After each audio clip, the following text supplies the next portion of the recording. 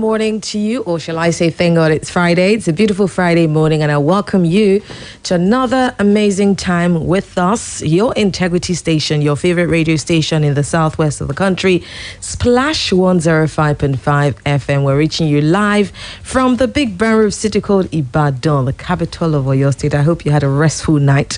You're definitely up and ready to take the day, and of course to start the weekend. The weekend is officially starting today, and of course we're glad to be a part of that with you today.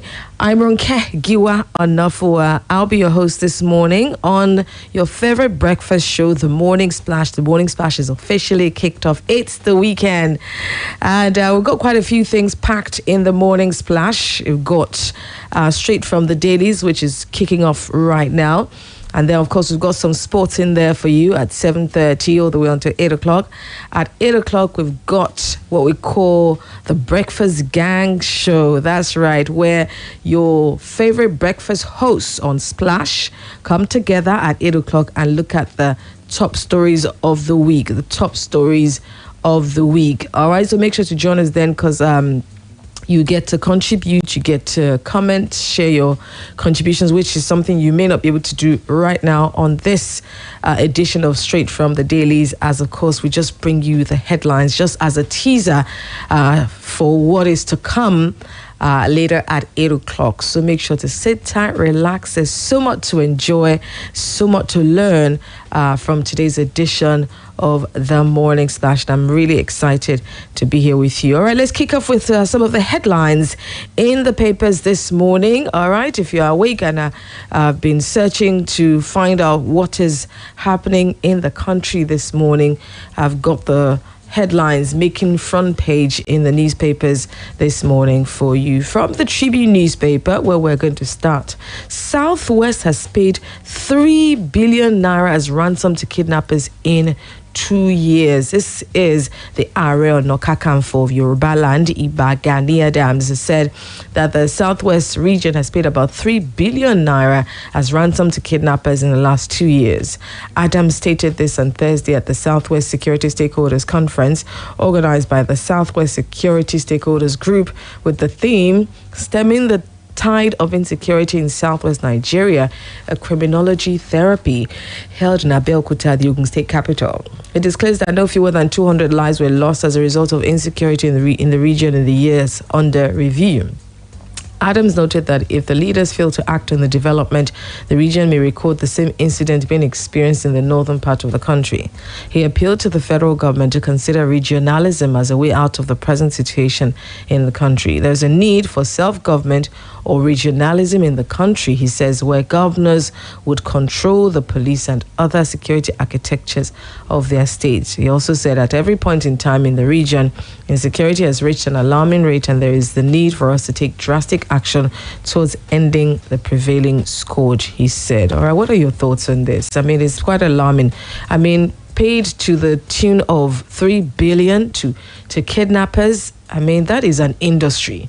That is an industry. You know, if a particular group of people, a particular situation is gulping this much money, and this is just from, the Southwest.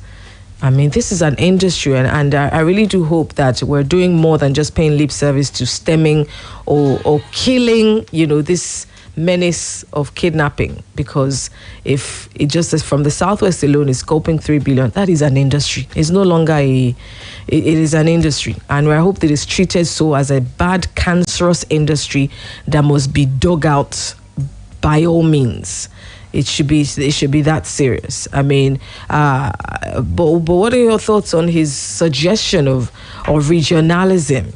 Obviously with insecurity, when our government obviously frown at people who they call secessionists, and of course we don't want anyone to come and break up the country or bring war into the country, but I mean, these are the kind of things they should expect if they are struggling to keep people safe, or struggling to keep allow people to have the peace and the rest that they need, then they will have to start dealing with people who are calling, to go on their own and be able to.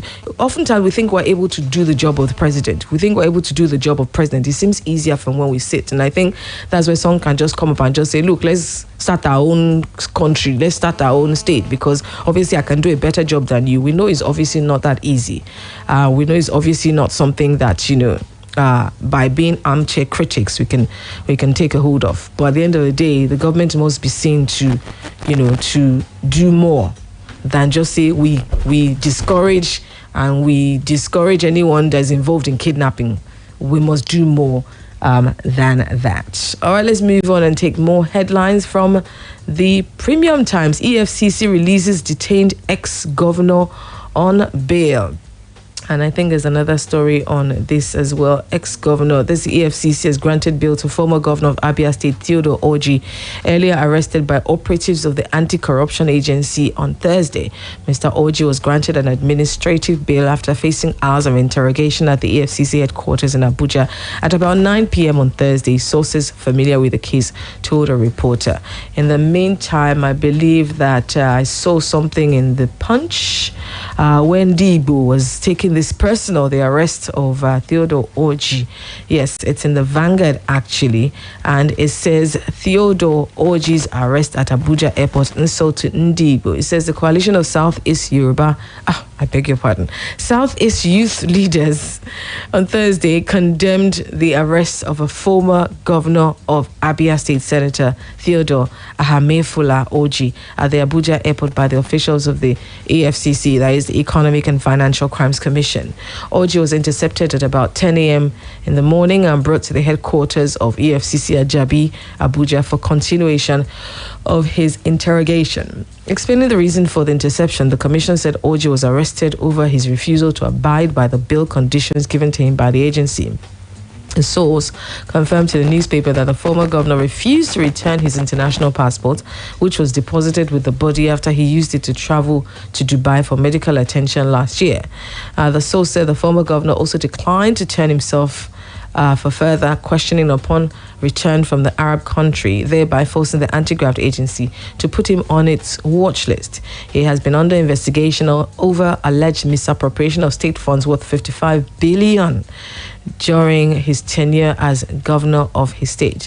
Reacting in a statement signed by Honorable Goodluck Ego Ibem, President General, and Comrade Canis Igwe, Secretary General, the group opined the coalition of Southeast youth leaders, the umbrella body of all the youth organizations in the Southeast geopolitical zone, condemns in strongest terms the interception of a sitting distinguished senator of the Federal Republic of Nigeria representing Abia Central Senatorial Zone at the Senate, distinguished Senator Theodore Orji, at the Nnamdi Azikiwe International Airport, Abuja, by the EFCC. The interception of the highly respected and revered Igbo senator, whose address is known and public knowledge even to the EFCC, who should have extended an invitation to him if need be, is a calculated attempt to gag opposition and ridicule Ndi Igbo before the public as bad people, so as to deny them an opportunity of producing a Nigerian president of Igbo extraction come 2023. Wow. So yes, they're taking it really personal, because I guess the Igbo is really positioning itself, for a stronger political future. So anything now to them obviously is going to seem like witch hunting, seem like you're against Ndibo, an Igbo president come 2023. So I guess I can imagine them doing everything possible right now to ensure that that nothing affects the image, nothing affects, the 2023 vision for presidency. Well, what are your thoughts? Tell me in a text message. Do tell me in a text message. You can text to 0809-155-1055, 0809-155-1055. At this point, let me race through some headlines. Don't forget, at 8 o'clock, I'll be joined by the rest of your favorite breakfast show hosts on the Breakfast Gang Show as we look at the stories making headlines this week. whole of this week, and there are quite a number of interesting stories. PIB, that news broke this week, so we'll definitely be discussing PIB, and of course you can call in and share your thoughts. All right, in the headlines today, PDP Peace Pact crumbles, Obasanjo secondus in closed-door meeting. All right, that is in the papers. Also in the papers this morning, Buni battles 5 suits. 100 APC members seek removal. Also, Southwest kidnap victims paid 3 billion naira in 2 years. This is Ibagani Adams. Also in the papers, financial services sector should evolve with changing demands. This is also in the papers. Hotel facilities sealed in Oyo over tax defaults. This is coming from an official. And it says, as the people of Oyo Town and its neighboring communities get set for the grand finale of the 2021 World Shango Festival, about 10 hotel facilities have been sealed by the state government. The news agency of Nigeria's correspondent, who went round some hotels in the town on Thursday, gathered that the facilities were sealed on Wednesday by the enforcement team of the State Board of Internal Revenue over non-payment taxes. NAN reports that this action had affected patronage of hotel facilities by visitors who were in the town for the celebration of the ongoing World Shango Festival. It was gathered that the enforcement team had no option than to seal the affected facilities due to the alleged inability of the operators to pay the mandatory tax after they had been served notices. At a hotel in Oyo, one of the affected hotels, its main gate was chained and locked by the revenue enforcement team since Wednesday. Well, how long is this Fungo festival? I don't know. Would we have perhaps allowed the festival to happen and then maybe do this right after in order to, save face in the eyes of tourists and visitors who will be visiting the town during this time? Well, I guess the government knows is doing the best it can do. Okay, let me read some of your text messages. I'm seeing your messages and I'd love to read them. This says, good morning. Curbing kidnapping and banditry is not only about security, although security is quite important, but the government should make the country conducive by providing employment opportunities with reasonable living wage, not the slavery wages paid to workers, and improve infrastructures, as this will help reduce criminality in the country. Charles from Yana Church. Yeah, absolutely right. Yes, a lot of people are saying people are taken to kidnapping, fraud, etc. because of obviously the lack of a conducive environment. I mean, I see how hard it is, even for people who want to do their own business. They're not looking for government job. They are not even looking for some private organization to employ them. They are small, medium entrepreneurs who even want to create jobs for others, and then we're frustrating them again. I mean, the recent CBN is freezing some bamboo and I think rice vests, accounts, and some CBN policies can be very frustrating for entrepreneurs. So, I mean, a lot of people want to even create jobs for others, but sometimes we make it really tough. We make it really tough, for people who want to work and just do their own job.